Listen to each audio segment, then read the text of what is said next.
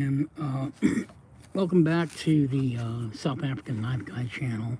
And today we're going to be taking a look at a brand new knife that took me 2 years to get. This is the Mitchell Clark GUNSTOCK. Now, what I have in this box is really an amazing knife. Now, what's odd about this is the fact that the packaging is really not all that fantastic. But, you know, when you buy one of Mitchell Clark's folders and you experience it, you're like, well, I don't really care what kind of packaging it comes in because the knife is just absolutely amazing. So the title of this video is called Above Excellence, and I think I kind of, that should give you an idea of what I think of this knife already right off the bat, because I'm not the only one that shares that opinion about Mitchell Clark. This is the only folder I'm probably going to wind up getting from him, not because I don't want more, but because it's that difficult to get on the guy's books. And we're talking about people that are knife enthusiasts like myself. He became really popular simply by just word of mouth, and he's one of these knife makers that just started at ground zero and went to 60 in like 5 minutes when it came to knife making. He's been making knives for about 10 years. His original occupation, believe it or not, was in finance. He actually went to a university, and he worked in the finance department, doing things like estates and wills and financial planning, that kind of work. He is now gravitating away from that type of work, and he's looking to do into making knives full time. So we're talking about a highly educated young man who all of a sudden just decided to throw away his original plan and become a knife maker. And that's basically what this story is all about. And that's probably what Mitchell Clark's story is all about. He's just an exceptional knife maker. So enough talking. Let's take a look at the knife. And we don't have any specs, but we're gonna do some size comparisons so you guys can get a good idea what this knife, the size of the knife. So this is it right here. This knife I waited 2 years for. This is the Mitchell Clark GUNSTOCK. I'm going to go over right now over the materials that made up this knife. It's an absolutely phenomenal design.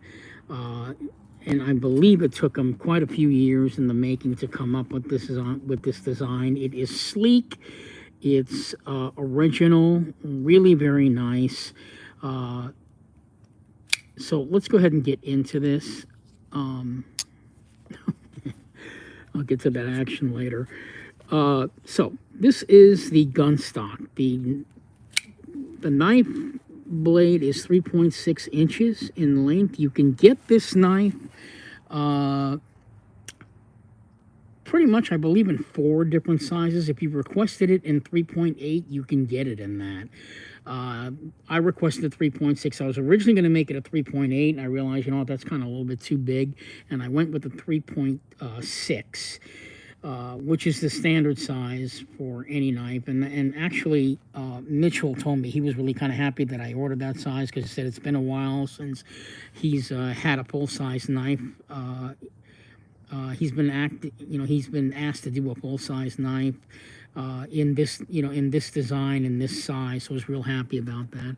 What we have here for the handles is L4 scales. Now, if you guys aren't aware of L4 scales, it is basically synthetic ivory.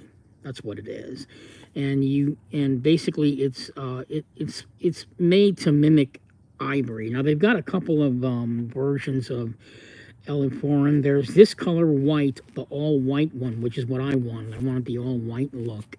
And then there's the one that actually mimics ivory, which is a little bit more of a cream color, which is what I was originally going to go for. But instead, I went with this all white one. I'm kind of glad I did, because it kind of matches the pivot on the knife, which is mother of pearl, so it goes really well with that. We also have Damascus accents with the backspacer. I don't know if you can see it in this light, but we have this purple Damascus backspacer. There's a little bit there. You can see that in the sunlight. It's a little better.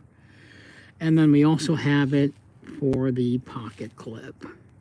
Damascus, really nice, very tight pocket clip, but it does work very, very well.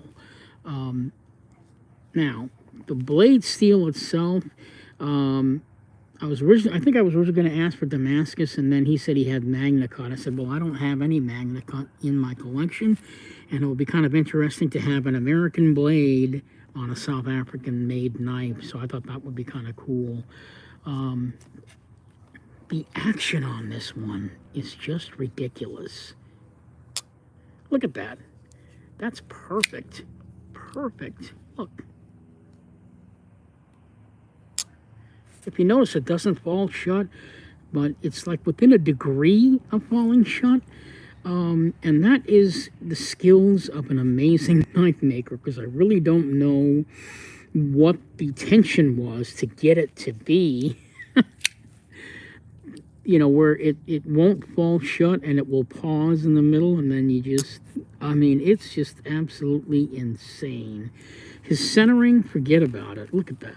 Come on, that is dead. That is dead centered. One of the main attractions of this folder is what you do not see. You guys don't see any screws. Usually on a knife, there are screws up for the pivot, you know, not only for the pivot, but like down here, or even say for the case of like this ZT here, there's screws here, here, and then the pivot. I don't consider the pivot a screw, but we could have had that hidden, but I wanted to have the mother of pearl showing. But if you notice, there's no screws on here. One of Mitchell Clark's major skills is hidden hardware. That's a specialty. I'm not sure that a lot of knife makers know how to do that. But he is a master at hidden hardware. That's where all the screws are done inside the knife. So it's attached inside the knife, not where you would have to, where there would be a screw here and a screw here and a screw here. It's all done on the inside of the liner, giving it a very, very clean look. You don't even see the screw for the pocket clip. That's also done on the inside of the knife. This is an exceptional, I'll say it again, an exceptional build. Now, what makes Mitchell Clark such a special knife maker?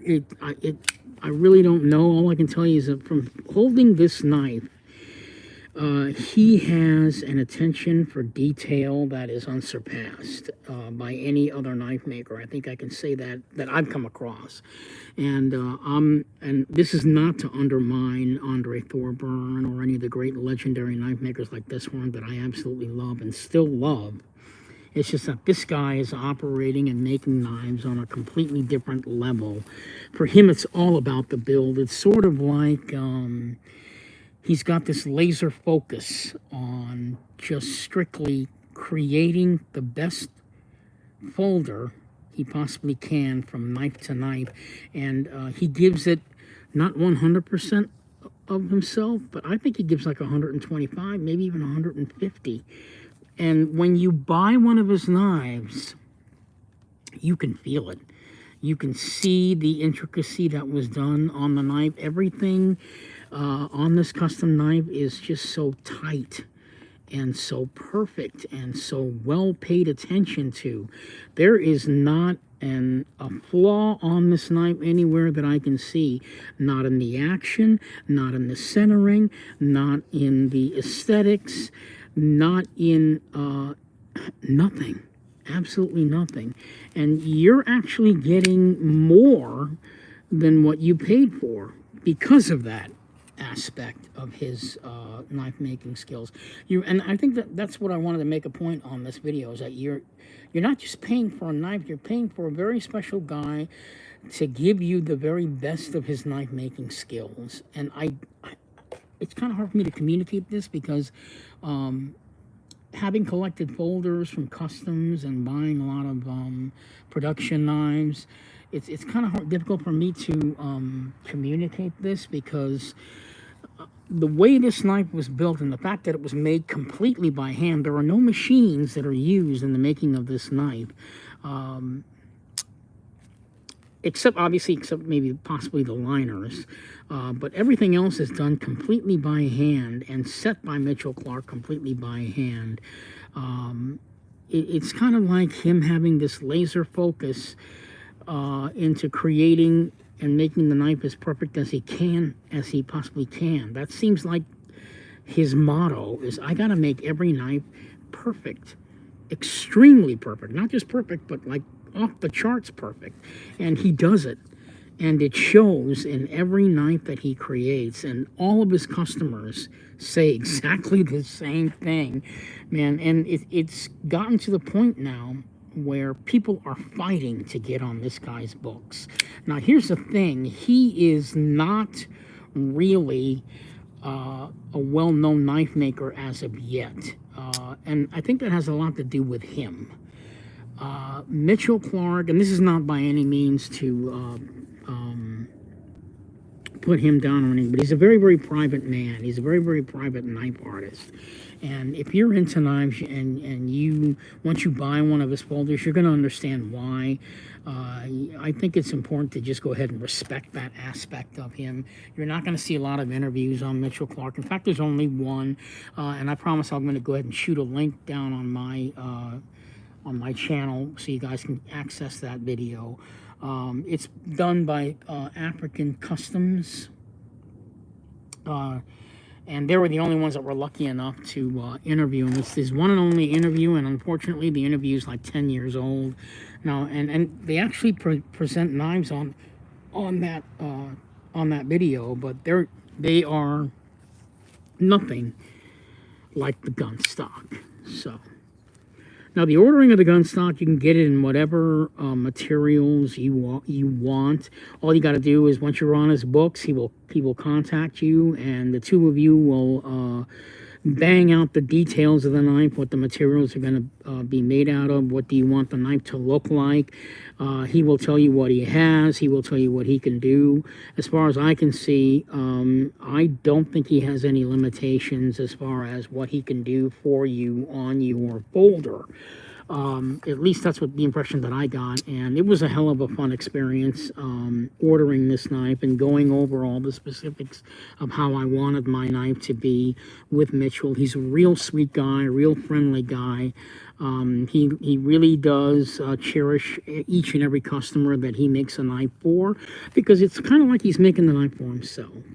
And you know, he is a real knife lover, and he wants everyone that orders one of his folders to love his knives. So before we continue on, let's go ahead and do some size comparisons. Like I said, I don't have any specs for this because I didn't, and I don't have a ruler, unfortunately. But we're going to go ahead and do some specs right now. I'm going to try and see if we can do this. So I don't really have a really good angle here for this video, but I'm going to try. So first off, let's put it up against the ZT-0562. Like I said, you can see it's a large knife. Maybe if I hold it at this angle, you can see a little bit better. No, now you can't even see the knife at all. Nope.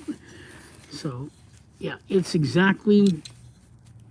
bit longer. Let's see.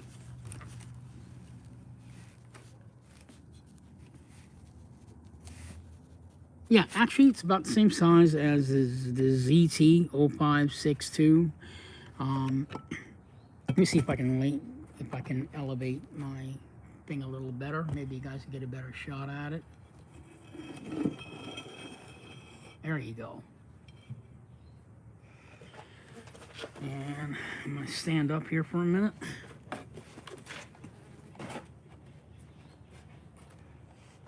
Yeah, so it's about the same size as the ZT-0562. And let's put it up against the Spyderco Sage. Get that out of the way. So there it is up against the Spyderco Sage. As you can see, it's bigger than the Spyderco Sage, which is a medium knife. And then to finish it off, let's go ahead and put it up against the Sebenza 21.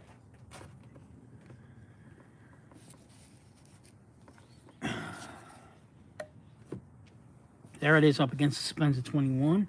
So this is a large knife. The Spencer 21 is a smaller knife. Same size as the Spyderco Sage. So that kind of gives you an idea size-wise. So it's a good size. Mitchell Clark, again, he puts all of his focus on the actual building of the knife. And he doesn't really pay attention too much to things like packaging. I'm going to lower my iPad here for a second. Yeah, he doesn't really pay much attention to packaging, and he believes more in the intricacy of the build. And I'm telling you, when you order one of his knives, you're going to be able to feel it. I mean, just look at this action. It's just insane. Insane. I mean, the centering is just as dead as it could possibly be. If you take a good close look at this knife, everything on it is very well done, very nice and tight. And the challenge is all the screws are inside the knife. I mean, that is just the amount of work that it takes to do hidden hardware, the intricate patience it takes to do hidden hardware, where you don't see the screws, is just very, very, very difficult to do. This is a front flipper, which is where I wanted to get more again to the jimping. Take a look at his jimping. There you go. It's very, very even all the way up to the top. And it's got just enough jimping to accommodate the flipping of the knife. If you don't know how to do a front flipper, you can also order the knife in a non-front flipper version. So if you're, if after this video you decide you want to get one of these, yeah, you can get a regular flipper, where the flipper is here on the side and not front flipper. But I prefer the front flipper, having been a knife enthusiast for years. It's my favorite type of flipper is the front flipper, or the top flipper, I guess would be the other one. Yeah, so yeah, so the jimping is even, and that's another thing too with the builds of his knife. Everything is exact. You know what I mean? I mean, the spacing on the jimping is exactly, it's exactly perfect all the way around. There's no, it's not like there's like one, where the jimping is different here than it is up there. He just makes it all exactly the same. Very uniformed, I guess that's what I want to say. Very uniform. The entire build of the knife is uniformed. If you notice, there's a break here in the folder. That's where supposedly like your relief cut would be for the liner.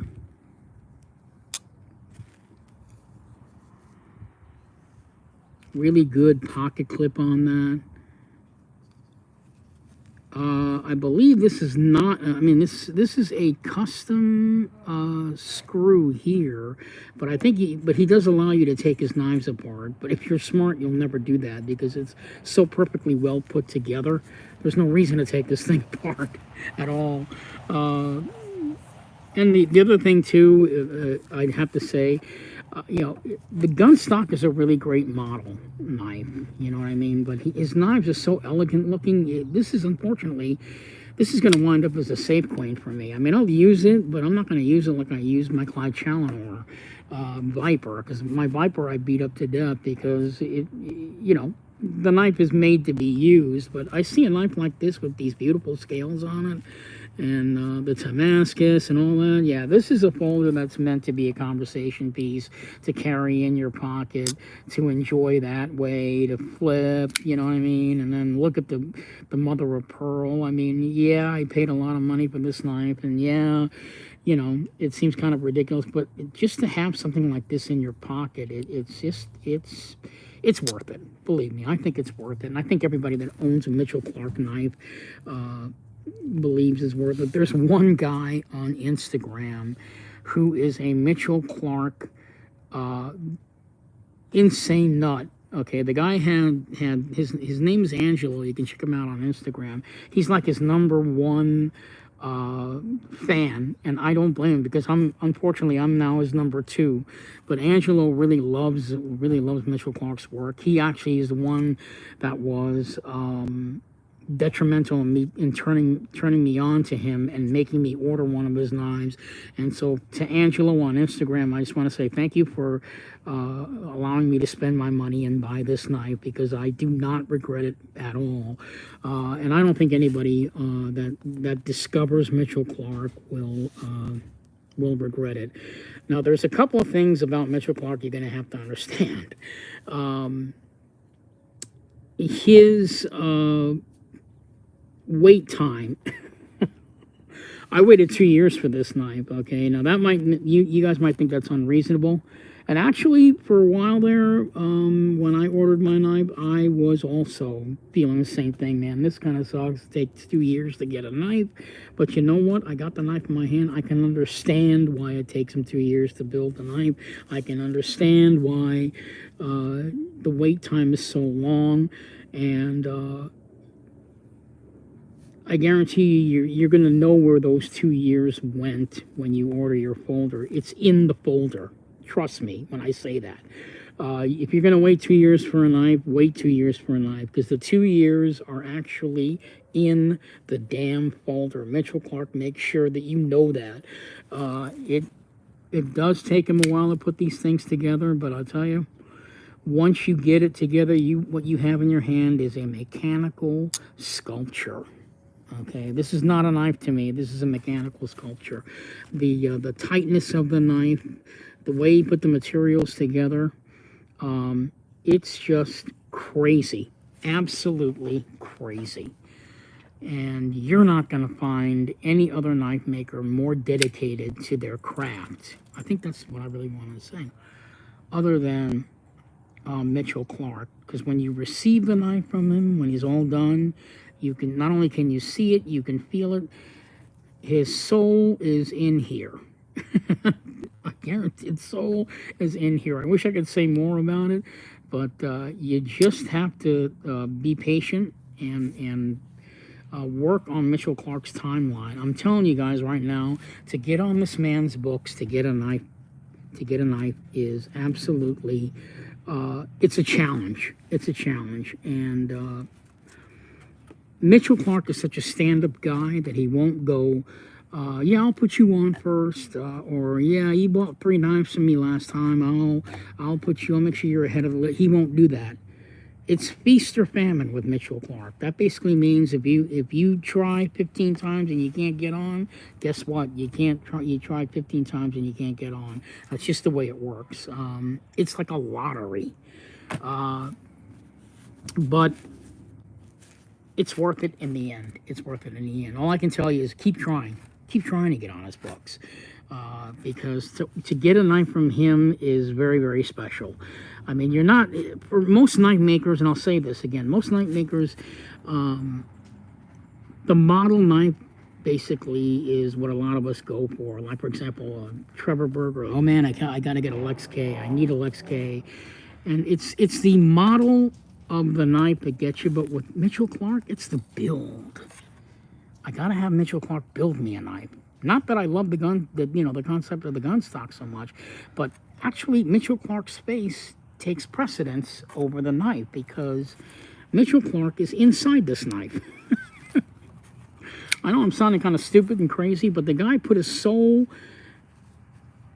his heart and soul and mind into making you the perfect folder. I think that's the best way I could put it. That's the best way I could put it. And for guys like me and my good buddy James, you can check him out on Instagram. He also bought a GUNSTOCK. In fact, we both got our GUNSTOCKs at the same time. He's real happy with his knife. So am I. And I don't think there's even one negative word about this guy regarding his knife making or his knives or anything about him. Whatever eccentricities come along with Mitchell Clark, the fact that he takes 2 years to build a knife, the fact that he doesn't do interviews, you're going to accept it. Because in the end, you're going to get a product that is just absolutely spectacular. Nothing short of spectacular. Case in point, Clyde Challenor. my good buddy Clyde Challenor. I kept telling him about this guy, Mitchell Clark. And he said, yeah, I'll go check him out. And he checked him out. And he came back with me and goes, Omar, you know what? Mitchell Clark makes really good knives.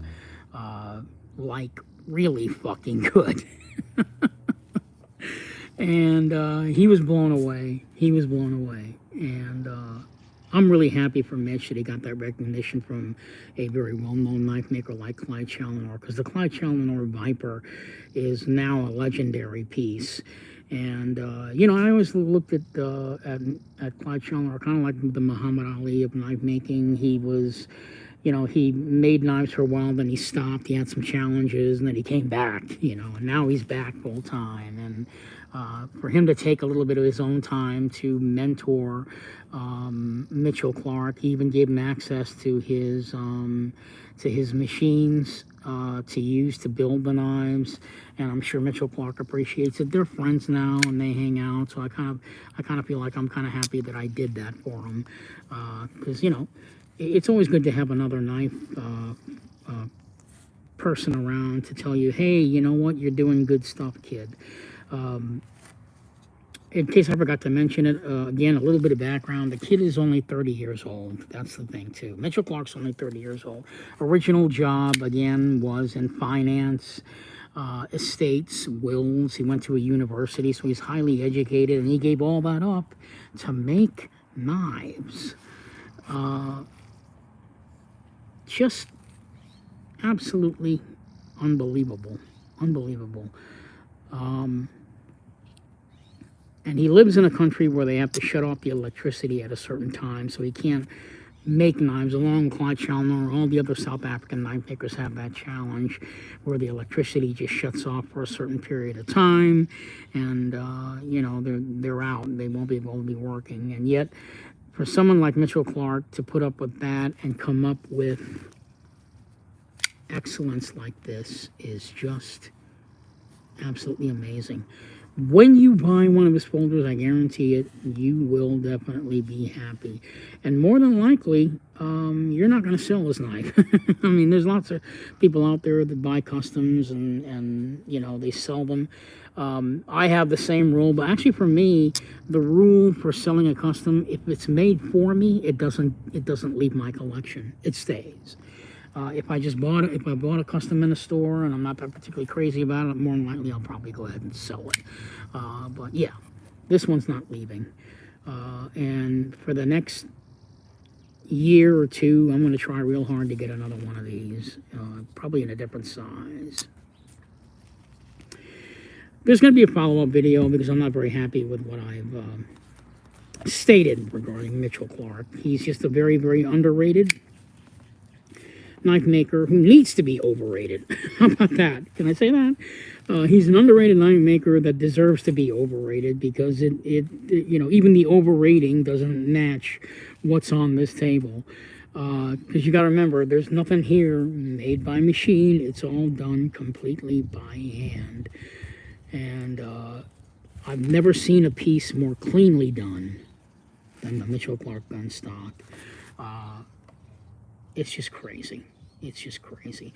I forgot to mention, he's also very skilled in the blade aspect of your building. Take a look at that. I got the hand-rubbed satin. Not the hand-rubbed, not mirror, but kind of mirror. Like shy of being mirror. This is hand-rubbed by Mitchell Clark. He's also very good with sharpening. His sharpening skills are unsurpassed. I got what's called a micro bevel. I wish I had some paper to show you, but this is basically, if you take a good close look at it, see how the edge is also kind of mirrored there? All along the side there? It's mirrored. Really beautifully well done. And the sharpening on this is absolutely perfect. I mean, you can see my finger in the blade. I mean, it's not mirror finish, but it's pretty close to mirror finish. That takes a lot of skill to do that, a lot of time to do that. Just to do the grind on it takes a long time to get that perfect. And he does it. He does it. There is not one thing. I could do that all day. Sit there, right? Just, you notice it doesn't fall shut, right? It falls shy of falling shut. A lot of knives fall shut, but this one doesn't. This one, he wants to give you the feeling that you're still in control of the knife in that sense. And actually, from what I understand from talking with Clyde Challenor, I don't know, it is his own opinion, I'm assuming. But I'm also going to chalk it up to the fact that the guy's a knife maker and I'm not. But he said knives are not supposed to fall shut. There's supposed to be a degree of resistance when the knife falls. And he's got it tuned in perfect. He can also, by the way, tune that to be a little bit better. If you don't like it to do that, he could make it where it's a little bit tighter, but still smooth. But I like it like this. I like it like this. So that's it for this video. I know I was rambling on and on Mitchell Clark, but this is a brand new knife maker that I discovered, so that would be the good reason. In any case, if this video didn't work for you, let me know. Please comment on my channel, any questions you may have. I know I could have gone more in depth with the knife, but you know, that's the problem when I got it, is that it's still brand new. I'm still trying to get into it. I actually haven't even carried it for the day yet. So this was sort of like a rough video, but I wanted to give you more of an idea of the knife maker himself and his skills. I'm going to close out so you guys can see a good picture of the centering.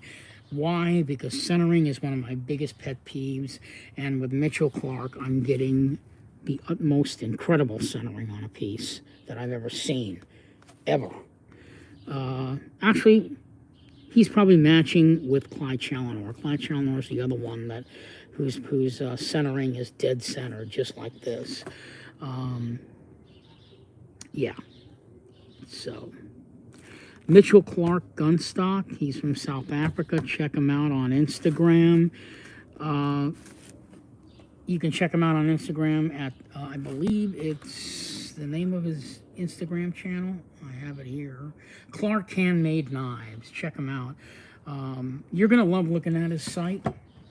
He does this thing where he gives you, like, every time he builds a knife for a customer, he gives you 5 or 6 pictures of the knife, right? And then at the end, he's going to give you a full-blown video so you can see the work and you can see how the knife actually ended up in action, which I thought was kind of nice. Nobody else does that, and it's even fun just to go on his Instagram channel and see all the works of art that he's created for his customers. And you'll see my knife on there too. Mine's on there now as well. So, yeah. So this video is basically for Mitchell Clark. Letting you know you should try and fight to get on his books. It's worth it. That's what I'm trying to explain. Is that it is worth it to get one of these. And you have your choice of size. So this is Omar, the South African knife guy, closing out with another fun-filled video. I've got some wallets coming for you. So, like I said, I'm back. And before I close out, because I forgot to mention it again in the beginning of the channel, so I'm going to mention it at the end of this video. The Knife Enthusiast. They are a brand new website created for knifeys like ourselves who are heavily into the knife hobby. It's a great place to go for resource. You can learn all about knives there. You can buy and sell knives there. In fact, I have to do that. You can buy and sell knives there. You can ask questions about knives there. You can ask questions about any of the makers they may be sponsoring on their website. The knifeenthusiast.com wants to be the source for knives, all things knives. So check them out, theknifeenthusiast.com. And again, this is Omar with your South African knife guy, closing out. And I'll see you in my next video. Again, like I said, I've got some wallets coming and I got another knife coming. And just to give you a little heads up, that knife is not a South African knife, so be on the lookout for that. Thank you so much for watching, and I'll see you guys in the next video.